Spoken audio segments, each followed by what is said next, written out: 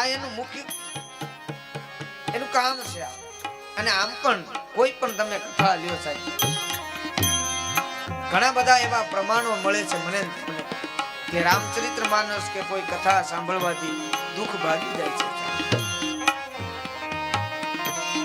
લંકાના એ અશોક વાટિકામાં અશોક નામનું વૃક્ષ હતું, એના નીચે માં સીતાજી બેઠા હતા. રાક્ષસીઓ બહુ ત્રાસ આપતી હતી. માં સીતાજીને ખૂબ દુઃખ હતું. અને હનુમાનજી જ્યારે આવ્યા ત્યારે વિચાર કરવા લાગ્યા કે માં સીતાના દુઃખને દૂર કરવા માટે મારે કરવું શું, મારે શું કરવું?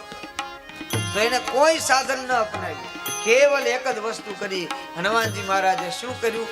બોલે ભગવાન રામની કથા શરૂ કરી દીધી. રામચંદ્ર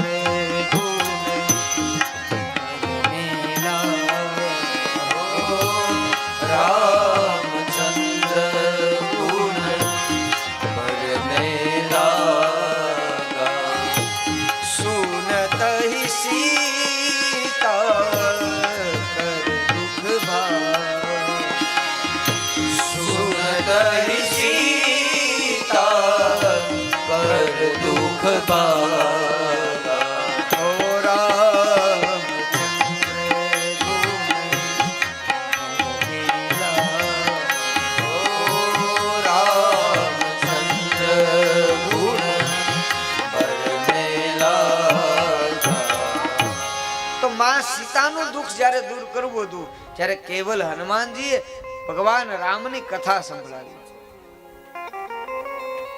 અને તુમરો ભજન રામ કો પાવે, જન્મ જન્મ કે દુઃખ બિસરાવે.